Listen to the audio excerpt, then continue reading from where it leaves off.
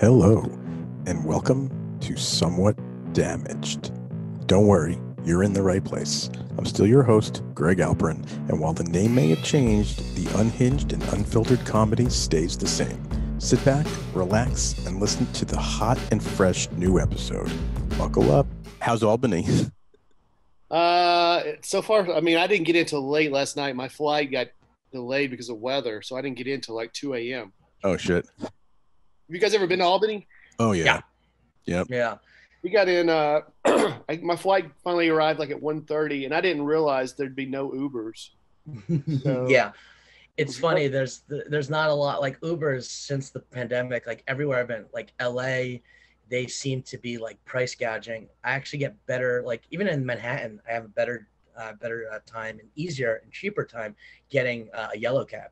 They're just so much easier and they're so much more convenient. But you couldn't get anything out there? No, there just wasn't any running. And then I tried taxis, and I couldn't get any of those. And I was really running out of options. And I just asked this one couple, "What are you guys doing?" And they said, "Well, we got the one taxi." And then they basically said, "We'll drop you off." So Oh, this shit. couple just let me ride with them in their taxi and drop me off at my hotel. Did you tell them you were in town doing shows? Are they going to come?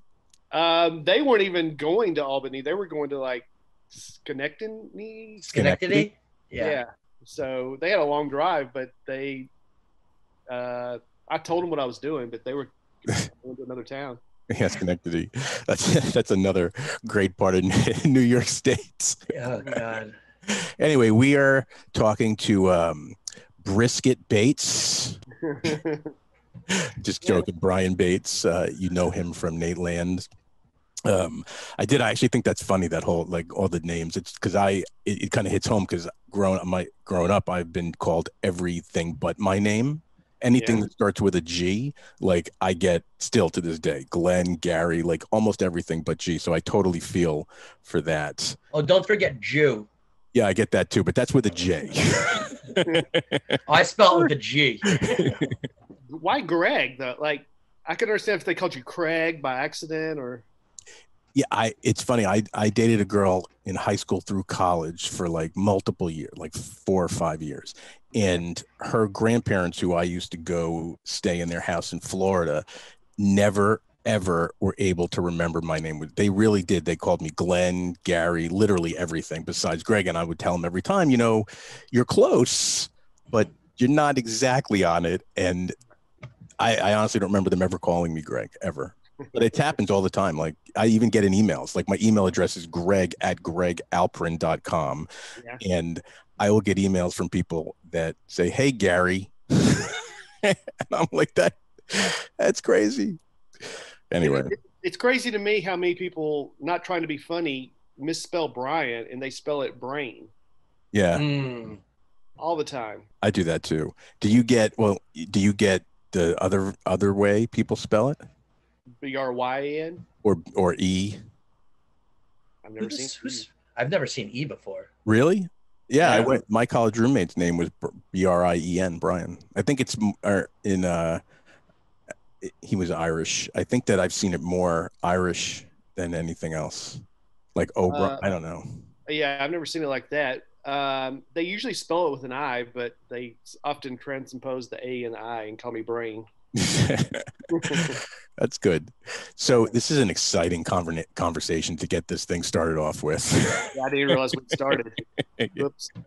No, it's all good. We just jump into it, and sometimes we wind up on name conversations. Yeah. So how are you? How are things going for you?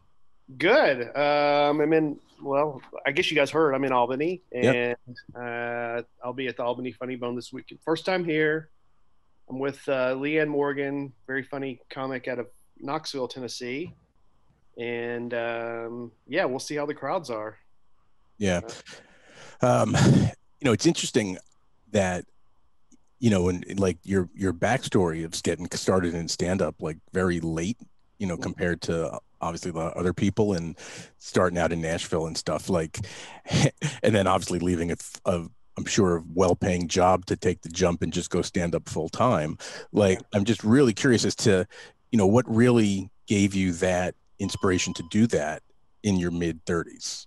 And then in your mid 40s, when you literally were like, I'm going to be a comedian now full time. Yeah. Stupidity. But I don't know. Like well, my dad passed, just to start it off really sad. My dad passed away in December of 2006.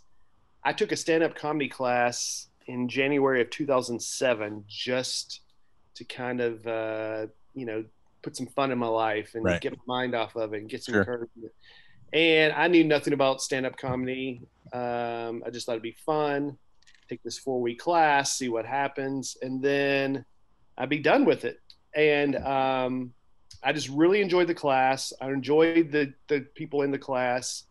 And it kind of just, one thing led to another. We started going to open mics and started kind of getting competitive, seeing what shows we could get. And one thing led to the other, and I just kept going.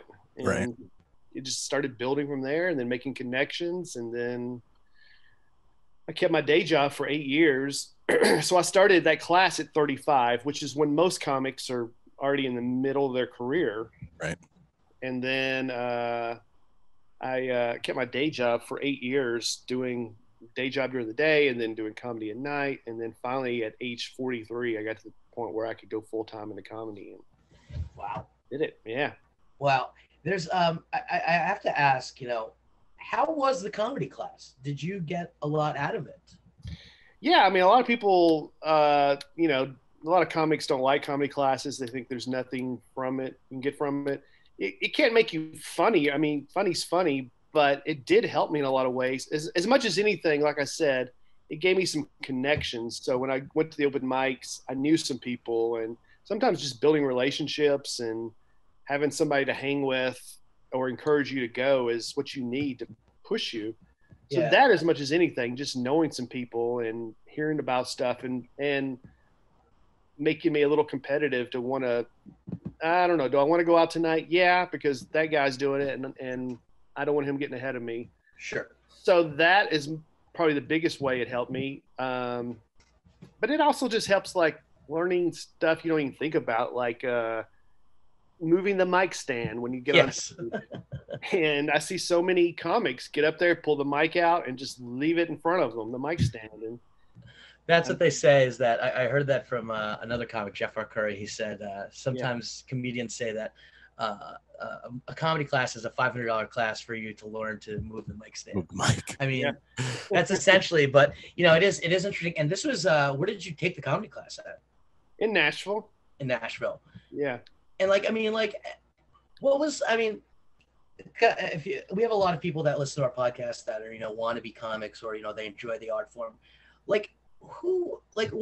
They're giving you a 4-week class. And did you, coming out of that class, did you feel that you were a comedian at that point? No. That would be really, I'm dumb. I'm not that dumb. But it didn't discourage me. I mean, the teacher's pretty encouraging. He wants your money. So he wants to be encouraging because he offers multiple classes. There's a writing class, a performance class, and stuff like that. And I'm joking about him. He's not just in it for the money, but he's still a friend of mine. But no, I realized that comedy's really hard. I knew that going in, and the class made me realize that, but it also didn't discourage me from trying. I mean, it just motivated me enough to keep going. But, what ended up happening was, and you guys, I'm sure know this happens everywhere. The first few open mics, all my friends come out because they're so excited I'm doing comedy, and I do great because I got all my friends there, and then they quickly stop coming, and then that's when the bombing starts. Right. 100%. So when did you start to have confidence in your writing, like truly have confidence in your writing? Because I imagine that took some time, right? And did working in TV for so long, kind of give you some of those tools to know how to write, jokes and stories and structure? Yeah, to some degree. So yeah, my day job was working in television, and I mean, to some degree, writing is writing. It's a different style of writing, but you're still editing, and you're putting as few words in as possible to make your point across. So it did help me just get that creative mindset going. But yeah, my writing was always, and still is, I guess, ahead of my performing. Uh, I've always enjoyed the writing part more, but performing sometimes, getting out of my shell, or just getting comfortable enough on stage to perform. That came probably a little bit behind the writing. Right. Got it. You alluded to it that your father had passed away in 2006, and you kind of took this comedy course. Was there a little bit of you that wanted to be able to kind of find the humor in life again and kind of like utilize your pain and your suffering? Because that's what everyone says, is that, comedy is what tragedy plus time. Mm-hmm. Was there a little like, were you out the gates ready to talk about those type of things? Because, this pandemic has been pretty hard on a lot of comedians. I know Right. one comic in particular that got divorced. And all I want to hear from that comedian right now is, I want your joke about the divorce. Am I pushing them too hard? Like, yeah, we're. Yeah, I mean, well, I actually spoke at my dad's funeral, believe it or not. And I was not obviously doing comedy then, but I spoke at his funeral. I shared some funny stories. I remember realizing how laughter can bring some joy and comfort to people, even in bad times. And that maybe is what spurred me a little bit to take the comedy class as well. And then, yeah, I didn't talk about, once I got into comedy, I didn't talk about his death. I've never really talked about that on stage, but now I do realize that anytime something bad happens in your life, there's an opportunity to get some new material from it. And obviously I don't want anything really tragic to happen, but any little, if there's a silver lining, anything bad happening, like getting stranded at the airport and not be able to get an Uber, you might get a new joke out of it. Yeah, for sure. Yeah. Brian's out buying like goldfish and lizards and stuff, just like waiting for something torturous to happen to the lizard. Come on, guys, die on me.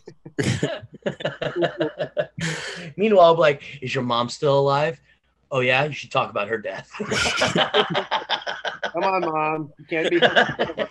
Needs a new joke. Just nothing serious. Just trip down the stairs or something. Just give me something to work with. Like fall out of the car in the driveway. I need some new material. Let's step this up. Let's step it up. So, right. So, take me back a little bit to like pre-print pandemic, right? So, Nateland started in early 2020. So, like right when the pandemic started is when the podcast started. Yeah, Nateland started a year ago this week. So, right. First of July, and so the pandemic had been going on for a few months, but now I think we're starting to realize that this isn't ending anytime soon. And so Nate had been talking about a podcast for a while, and you guys maybe know he had one years ago back when he was in New York, right, with Giannis and Chris Laker, but he's been talking about starting one, and then when the pandemic hit and everything shut down, it just seemed like it was the natural time to do it. Right.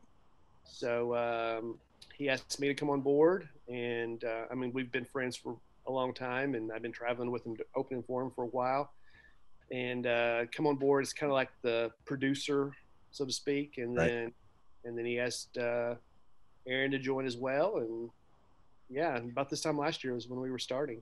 How does that feel though, like to start a podcast and be like, yeah, there's millions of podcasts out there. No. I mean, you might have, obviously you'd be like, oh, well, it's with Nate, it probably has a little bit of steam behind it, but there's a little bit of you that was like, kind of, another one. Oh yeah. I mean, it would have been totally that if it wasn't for Nate. I have never really considered doing a podcast myself because, like you said, there's a million of them, and I never could think of. I don't have the reach. I don't have the fans, and I couldn't think of anything unusual or creative enough to try even a niche. So I never really considered it for myself, but obviously when Nate wants to do one, he's got the fan base, and I was all on board, excited to join and to do it. So yeah, if it wasn't for Nate's fan base, I'd probably be like, I don't know if this is a good idea or not. Don't we have enough? And what, like, if you weren't doing the podcast, right? Because I obviously, it's one of the most popular comedy podcasts, in the genre. Like, how do you think? Where do you think you would be like now? Just like, you think you still have the same opportunities? Probably not. I mean, right now, I think things would be looking up because I'm doing these shows with Leanne Morgan. I'm opening for her some on the road, and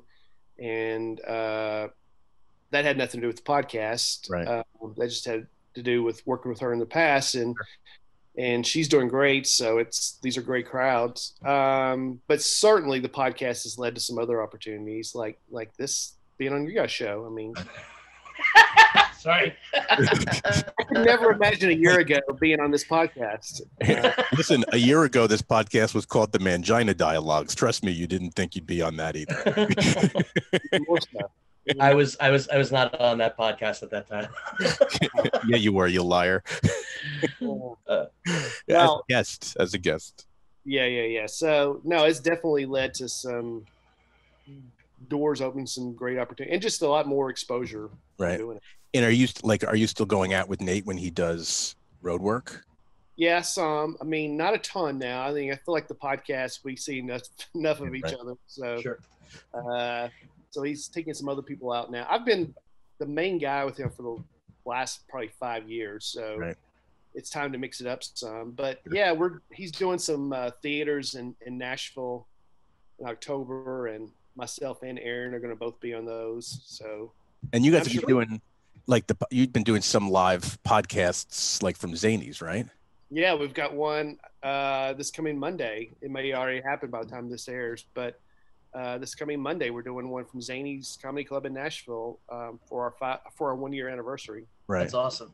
What's the format? How are you guys doing? Is it just going to, is there anything special that you guys are doing during the show, or you're just doing it, the three of you guys, in front of a live audience? Well, we've done one before, and that one was great. We rebuilt the set to look just like the set in the studio and put it on the Zany stage. And then three of us each went out and did a little stand-up up front. And then once we've all done a little stand-up, then we just sat down around the table just like the show and did our thing. It was pretty normal, live audience. You talk about kind of being an opener and, obviously new opportunities. How, you're in the thick of it. You were 35 when you started, now you're kind of like on the road in your 40s. It's a different scene, you know what I mean? You have you have comfortabilities that you like. How was that on the road? Kind of going, and staying at hotels that, not necessarily are the most decent places in the world, playing for audiences that have no idea and bombing. Like, it had to be a gut check. Oh, it did. I mean, I've had the best of times and the worst of times. I've had some of the most awful shows every comic has. And like I said, I was in a day job. I was working at a TV station. I was in management at that time. So I was doing pretty well. Right. And then I'd go to these awful gigs, sometimes drive a few hours to get no money before just either no crowd, a drunk crowd, just a terrible crowds, and then come back. So there's definitely times where I question, am I doing the right thing? Because at this point I was in my mid to late 30s. I was comfortable in life. Even when Nate and I first started becoming friends, he encouraged me to move to New York. You guys both live in New York, right? Yeah. Mm-hmm. And he was living in New York at the time, and obviously the scene there is just so much better, and that's how you get so good. And he encouraged me to move to New York, and I did consider it. I really did, but then I was in my kind of late 30s, and golly, I was comfortable, too comfortable, really. Sure. And I just didn't have, I wasn't ready to move and live with three other guys, in a crammed apartment. at my age, and find some other type of job there doing stuff. So I was already too comfortable at my age when I started doing that. But I get it. I mean, they say that you have to be. Nate kind of living in New York and still utilizing you as an opener, being in Nashville. I mean, what's the secret? You know what I mean? Everyone says that you have to be able to like go with the flow. You should be fun to talk to. I mean, tell me about those kind of story that like how you were like, all right, we're clicking. Right. Well, so when Nate and I first became friends, he was living in New York and I was living in Nashville, but he was coming home a lot to visit family. He'd come home for holidays, and he'd come out to shows around town. And Nate's a clean comic. I'm a clean comic. We have similar backgrounds, Southern, Christian. And maybe the most unique thing that we had in common that bonded us was Vanderbilt sports. Right. Nate's a huge Vandy fan. I was a Vandy fan, lifelong Vandy fan. We both are. So just all that stuff kind of bonded. And then we just started kind of hanging out and talking a lot on the phone and stuff. And then I wasn't doing a ton of shows with him then because he did live in New York. Then he moved to LA for a couple of years, and we would still occasionally do shows whenever we could together. But he moved home to Nashville at the exact same time I quit my day job. So it kind of timed out perfectly. Wow. And so for the last 5-6 years, we've just been going on the road together because. Was that kismet that you were quitting your job and he was moving back to Nashville, or did you kind of plan it like, oh, okay, he's moving back, I think I might have something here? No, it was kismet. I quit my job before, or at least announced I was quitting my job before he even told me he was moving back. Wow. So that was total coincidence. I mean, it was almost to the exact same day. I quit my job on December 17th, 2014. And the next day, he moved home that same weekend. And the next day, we hit the road and went to our first gig together. I mean, not our first ever, but our first gig together after I was a full-time comic. So it just worked out perfectly. Wow. Where was that first gig? Louisville, Kentucky. Oh, nice.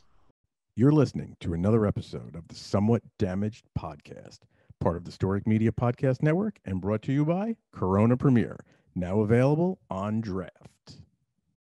So what, I like super curious because we had on Aaron a few weeks ago. We had on Dusty, and I'm just just looking at the scene in Nashville. Like, what's going on there with this great group of guys who are kind of killing it right now?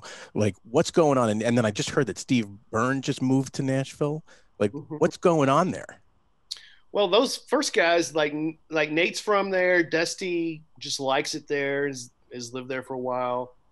Guys like me and Aaron just started there. Some of that's just, I don't know, just fortunate. But then now, since the pandemic, a lot of LA comics have moved to Nashville because of the lockdown. So right. Steve Bryne, Theo Vaughn.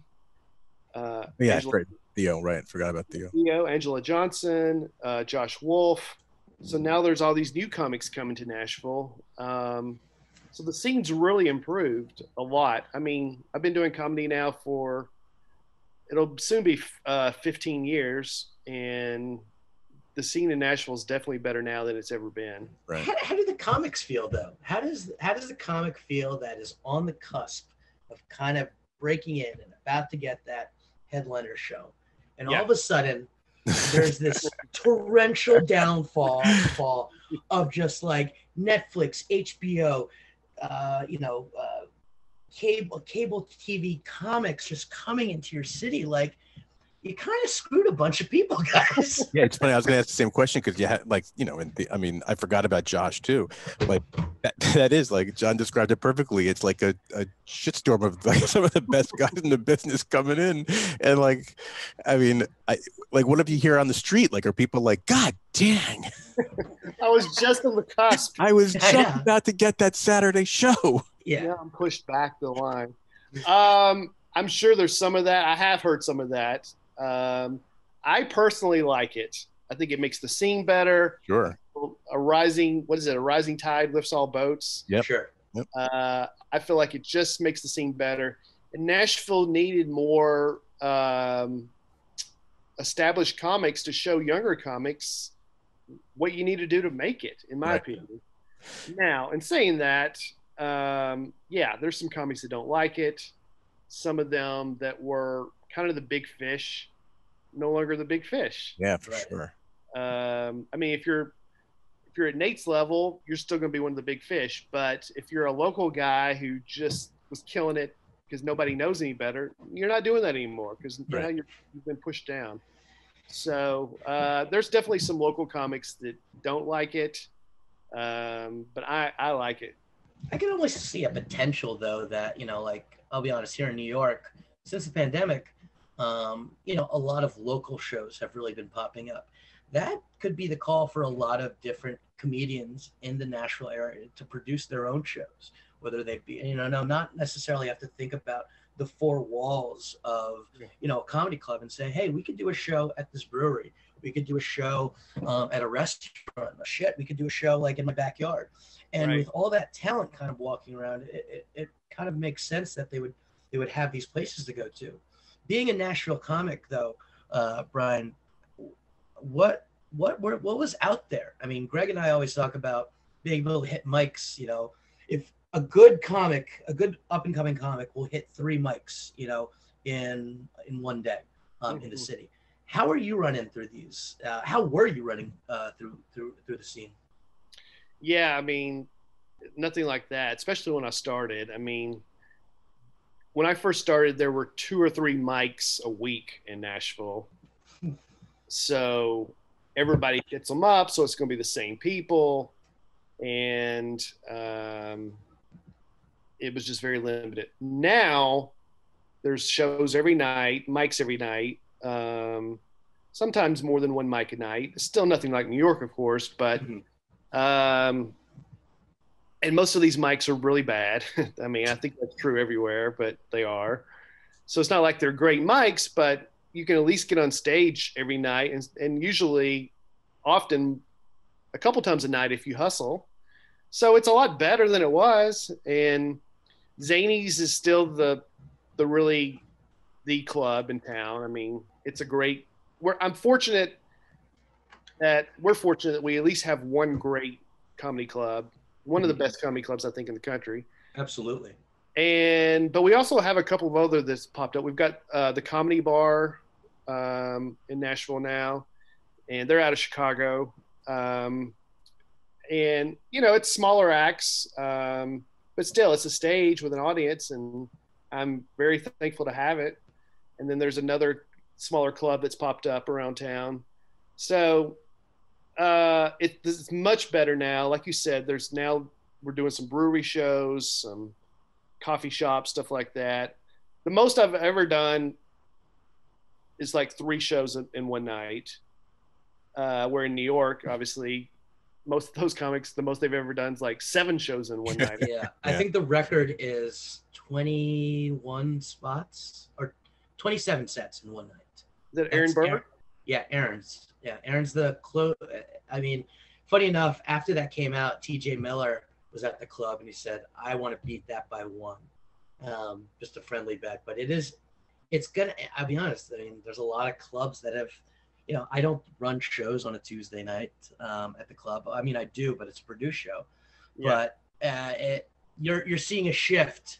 But I think the power is back at the comedians now because you can run these great, amazing shows that you can catch like Ari Shaffir, Mark Norman, Joe List on a bar show in Brooklyn versus paying a $30 cover and a 2-drink minimum. Or a back alley in Queens. I mean, it's crazy.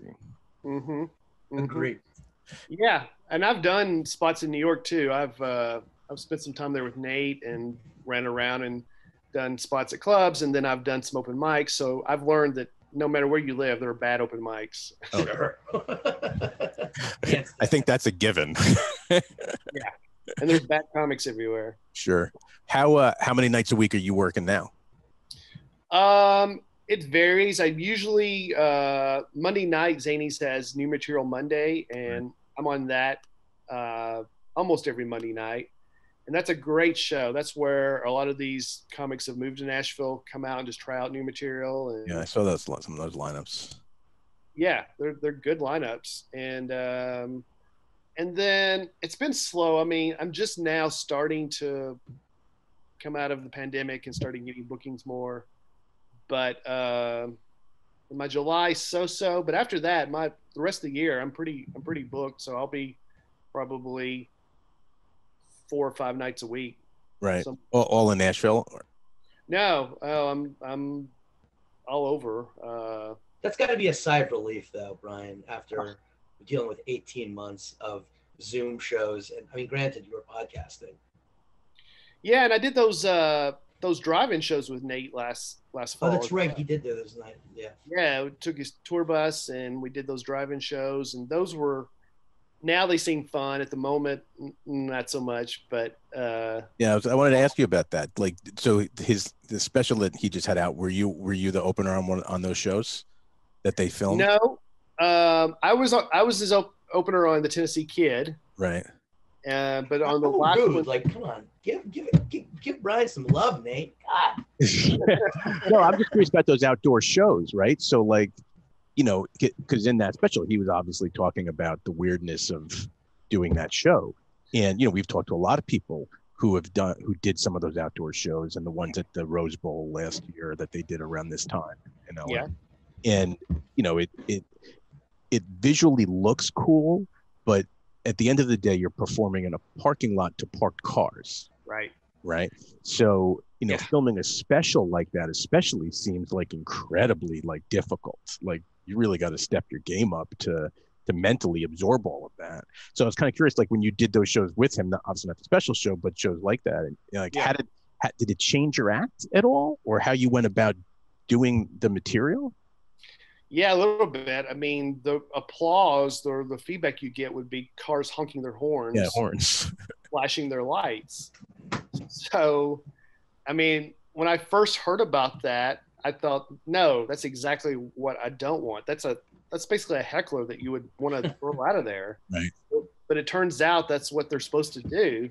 So I was only doing like, I don't know, 10-minute sets. And I would just kind of just plow my way through it. And it's hard. It's not ideal, but that time I hadn't done comedy in months. So it was just nice to get on a stage and try out my material. And you know what? Some people, if it was a nice night, people would get out of their cars and sit in lawn chairs and stuff like that. And I could hear them laughing some. So that helped. Yeah. There were some fun shows, but obviously I'm so glad we're back into. Oh my God. Of course. I mean, John, we should, for like just shits and giggles, we should do a show at the club and just give a bunch of people air horns just to kind of bring them. As somebody, I mean, we ran shows at Coney Island that were drive-ins. We did Chris Gethard over there, and the funny thing is that you needed to give them a prompt on how to kind of if it was funny or not. So we would have, and it was the weirdest announcements, because I mean, traditionally I'll do the announcements at the club, but it'd be like, please know there's a 2-drink minimum, you know, please turn your cell phones off, all that fun stuff. Yeah. But then I'm adding into it, be like, if you like a joke, flash your high beams or honk your horn. You know? Crazy. What's it like in New York now? Is it back to normal? Yeah, to an extent. I mean, I said this, and I've said this on a couple podcasts. We're not just competing against the Stand and the Cellar and New York Comedy Club. We're competing against your favorite restaurant that was closed for 18 months, you know? So it can be tough. I mean, we did park shows during the pandemic, but New York City is slowly coming back. It's always starts south and it's going to work its way up north. But, you know, Cellar, on some nights, Cellar has, you know, empty seats. It happens now. Wow. On the weekends. Yeah. The Stand is doing fairly well, but they've got a great menu over there. But yeah, I mean, comedy definitely is back. But Everybody's just trying to survive right now. We're all waiting on that wonderful shuttered stage, Save Our Stages money right now. Yeah, I hear you. That'll be awesome, because then we'll be able to open up another locations. Hopefully, do some pop-ups in Nashville. That'd be cool. Yeah, that'd be awesome. Well, I mean, comedy's basically in Nashville back the way it was. Wow. And in a way, it's better because people, after being indoors for 18 months, are excited to get out. Right. These crowds have been great. For a while, the Zanies was open when a lot of the music venues weren't. So all the music fans in Nashville were coming to see comedy. So it's great. And the talent that moved into town, obviously helps. Yeah. I mean, if anything, like, I understand how some comics might be, upset, but really all that does is help. It brings more people to the clubs, which gives them more opportunities to get on stage. So, I certainly see how people could look at that, like they felt like they're getting screwed out of spots because now all of a sudden these big guys are in town. But, for real, it's like all it's doing is making the scene stronger and giving you more opportunity. Absolutely. It will, we also have to talk about, training audiences. That's a big thing. And audiences, and Brian, how's your experiences been with audiences? Because sometimes they forget how to act indoors. You know what I mean? Having like loud conversations. Are you experiencing that? No, I really haven't. Zanies has gone back to the Yonder bags for your phone. Okay, got it. Yep. So that's that helps as far as people talking on their phones and such. But no, I really haven't. I mean, the crowds have been pretty good, and I mean, I'm probably jinxing myself. I'll probably tonight in Albany, it'll be terrible. Oh, you're at the Funny Bone in Albany. There's no bags over there, so yeah. We'll see. But talking about training audiences, you're gonna spoil the audiences in Nashville are gonna be super spoiled. Yeah, super. Yeah, to your point. So a few years ago, Zanies opened a club 2 hours south of Nashville in Huntsville, Alabama, and it's called Stand Up Live, but it's the same owners that opened it. And so since it's only 2 hours south of Nashville comics go down there all the time to perform. And those audiences have needed to be trained, just like you said. There's just stuff they don't understand they don't even know that there's going to be an opening comedian. I mean, at first they didn't, at least a lot of them, they just think the headliner's going to come out. So you'd walk out and they'd be like, well, who's this guy? Yeah. Like opening for Metallica. Like that. Yeah. Are we at the wrong show? So yeah, I've watched those audiences get better because they had to be trained. They need to learn when to laugh. I mean, just stuff you don't even think about. Yeah. It's funny that we have to kind of retrain audiences that, like, hey, you're not watching Netflix right now. I'm right here. Yeah. It's funny. Like one of the things I like most, and it might be because I'm deranged, is, when people go out to a comedy club who may not, it may be the only time they've ever been to the comedy club, or they only go a few times, and they, start drinking, and all of a sudden they think that they're allowed to talk to the guy on stage, right? And that guy or girl on stage, like, starts making those people feel like bad that they're even alive, right? And they get like offended, they shudder, and it's like, what do you expect? You're like, you wouldn't go to see Bruce Springsteen and jump up on stage and start singing the lyrics in the mic for him, right? So, or the theater, and start reciting as people are trying to perform a play. And I love watching that because, people have to know, like, yes, you're paying your $20 or what, $10, $15, $30 to go see someone, but you can't act like it's your living room. Right. Oh, sure, I really enjoy that. Yeah, and I love getting to know some of these new comics in town, like Steve Bryne. Right. Steve Bryne is so great at crowd work. Oh my God, amazing. Destroy people, and it's so fun to watch, to the point where now he goes up last on these Monday night shows. Right. Because nobody can follow him. He's just such a different energy. Yeah. And it's just so fun to watch. And he picks on people that that didn't deserve it. I mean, in the sense that they're not doing anything wrong. He Yeah, finds he picks on it. Sure. I saw him do one of the funniest things I've seen at a comedy club a couple of years ago at the Comedy Store in LA, where he comes out, right? And he gets his 15 minutes, and for 15 minutes, all he did was play matchmaker to two sides of the room. yeah, Right. And by the end of that 15 minutes, he had hooked up a girl from that side and a guy from this side. I mean, it's not like a magic show where this is all planted, like totally just pure crowd work, setting people up. And they wound up like, I mean, I don't know what happened when they left, but clearly they interacted and they met, and who knows where that relationship led. But it was one of the funniest things I saw. 15 minutes. And then finally, when he was done, he was like, well, I guess that's my time. Here's an impression of Greg 15 minutes after in their hotel room. I gave him a key and said, here, use this one. Anyway. I've seen him do that as well. And, yeah. And it's so impressive. Oh, my God. So good. So good. So, before we get to John's favorite part of the show and we wrap, that's all my favorite part of the show. The whole thing's my favorite show. Well, his favorite thing, I'll let him tell you.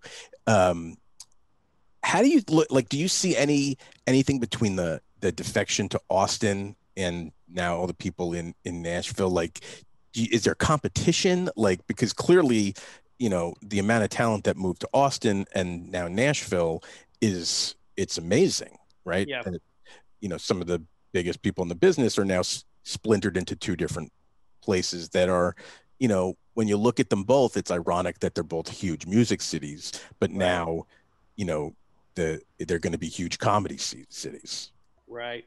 Yeah. I mean, I've certainly heard comics talk about that, and Austin and Nashville, like you said, they're already being compared before this because they're both big music scenes. Right.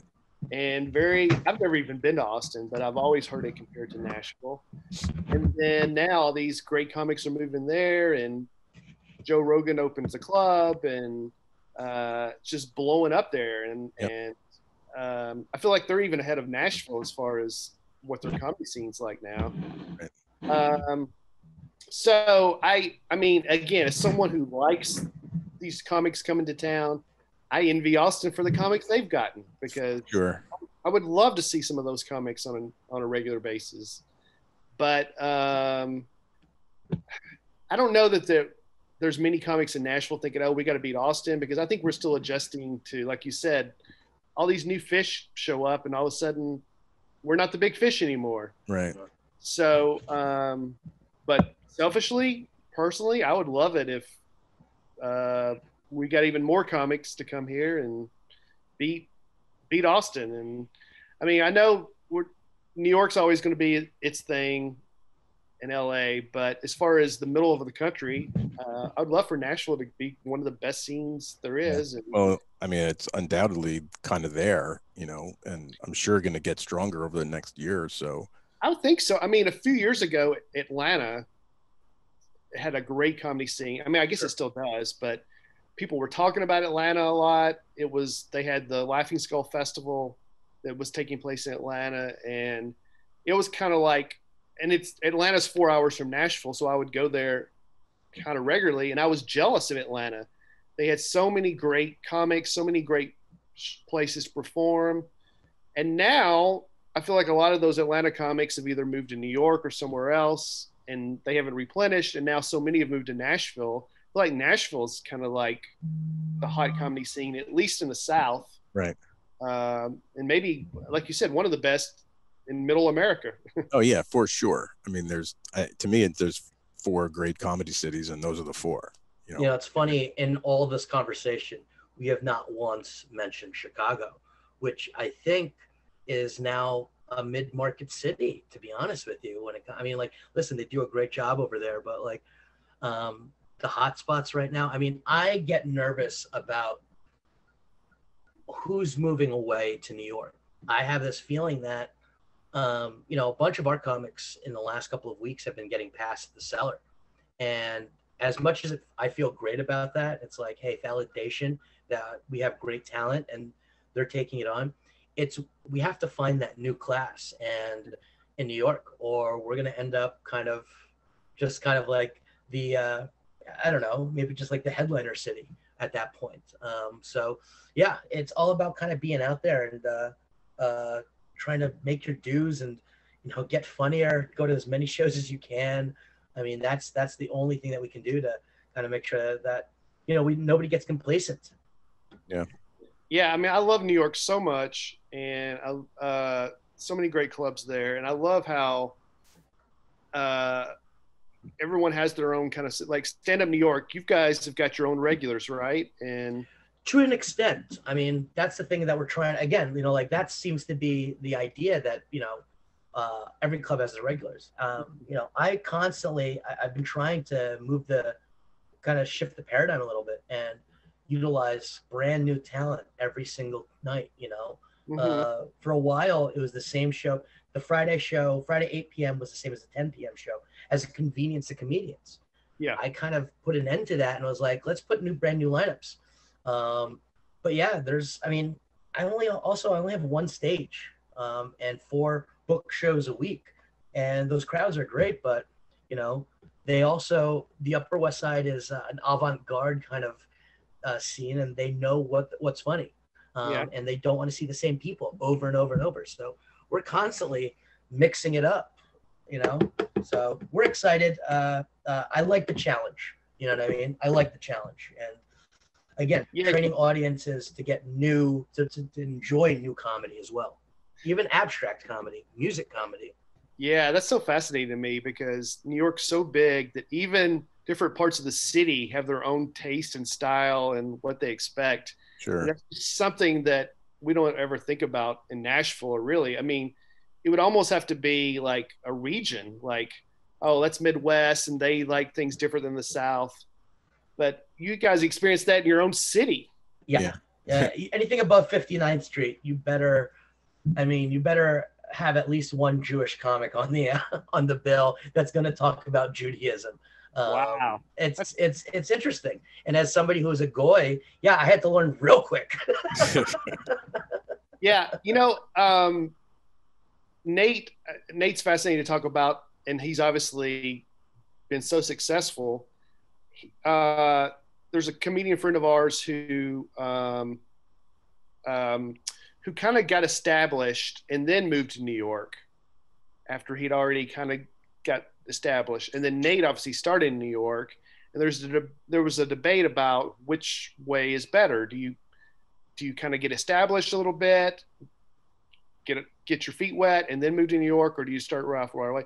Nate felt like you should get your start in New York. He started in Chicago, but basically started in New York, and then just went out every night, multiple times a night, and got really good. But then there's another friend of ours who was probably in the business for 8 years and was pretty established before he moved to the city. Do you guys have a preference on what you think the best way to approach it? I think there's no formula anymore. I think the formula of going out every night, like even the idea of the hang.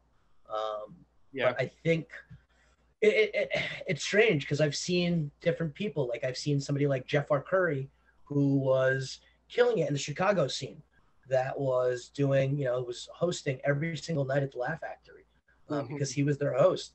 Come to New York and do check spots and guest spots.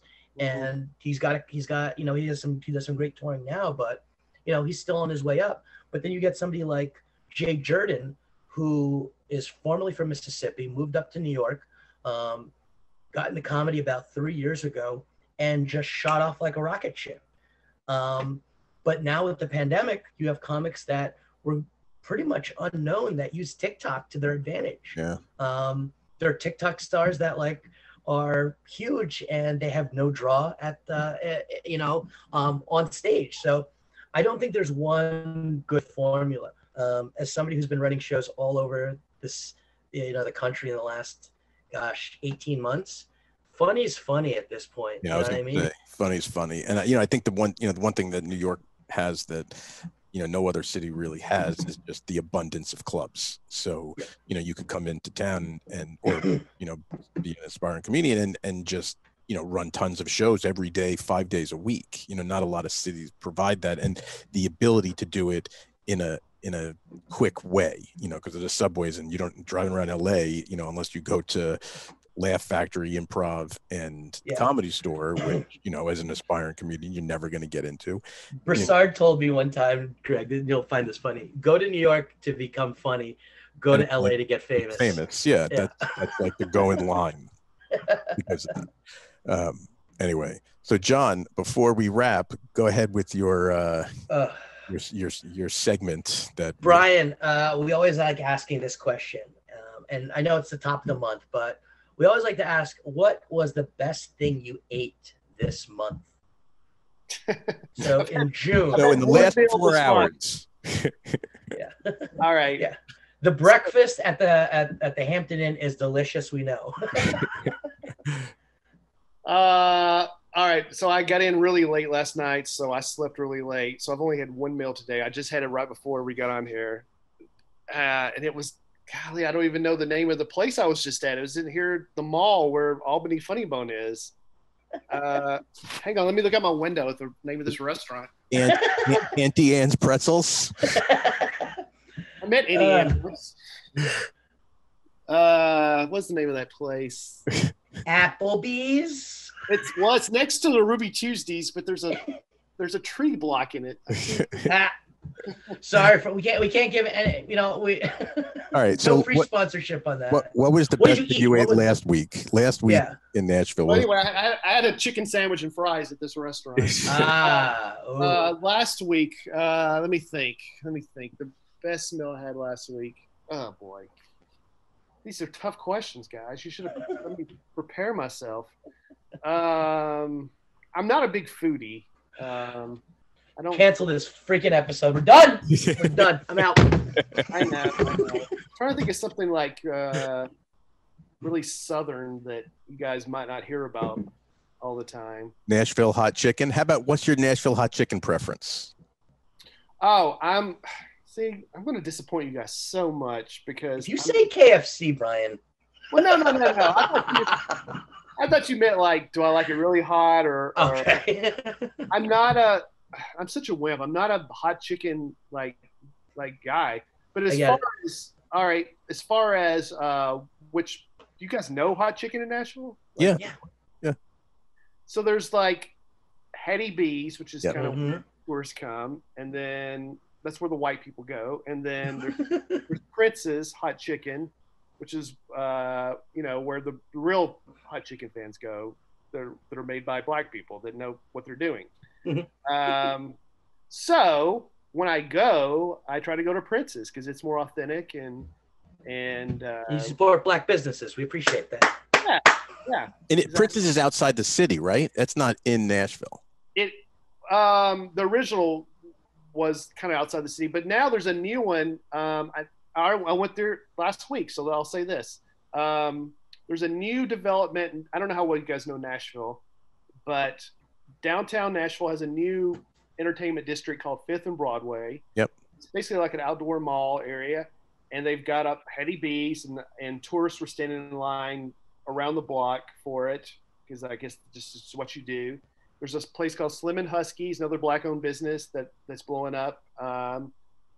Has pizza, and there's a Prince's hot chicken there right in downtown Nashville now. Huh.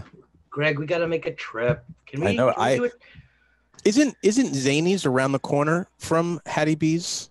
It's not far. It's not around the corner, but it's not far. It's close, right? Because I stayed in that hotel right next door, and my room looked out at the back of Zany's, and right? Isn't it? I mean, I'm not dreaming this. And then Hattie B's is just right up the street. I mean, it's not far, but something you just said doesn't add up. I think you may have been. You saw a billboard. No, for Hattie B's. No. Well, I ordered it truthfully, I ordered it on Uber Eats. So I don't know where it actually came from, but I thought I saw it like kind of close to the Omni. I think you were in Austin. No, definitely not. I think Brian lives there, so we're just gonna go on him. I mean, everything you said is basically true. It is near the Omni. So you were downtown Nashville, and you stayed at the Omni? No, I didn't stay at the Omni. I went to I didn't go to a conference there. I went into that poster shop that's in the Omni. You know that poster shop downstairs? Patch print shop? Yes. And my hotel was down the street on the same street, but like 2 blocks away, maybe 3 blocks away. Riveting stuff, guys. And I'm going to find it and I'm going to just email it to you, because now I'm thinking I'm losing my mind. I want to go. Brian, in the next couple of we're doing LA next week. We're doing a bunch of shows out there for the podcast. But I think what we're going to do is we're going to try to make a trip and do some shows out in Nashville. We'll find some poor bar that will let us in and let us run shows for like 3 nights. So we'd love to have you over there, Brian. That'd be great. Yeah, man. Great. And you can show us where the Hattie B's is finally. No, I'm Google mapping it, and I'll show you. I'm not losing my mind. It's all kind of close. It's not right next door, but it's all fairly close. Yeah. But I would love that if you guys came to Nashville. And what is in your mouth? I don't know. I was trying to. I don't know. I'm a child. For the record, he was eating a rainbow bagel with strawberry cream cheese right before you signed on. So it could be anything. Anyway, thanks a lot, man. Really appreciate your time. Yeah. Glad to see you're well rested. We're going to rest the rest of the afternoon till showtime. Yeah. Have some good shows, man. And we'll definitely talk soon, and hopefully sooner than later. Thanks, guys. Thanks, Brian. Thank you.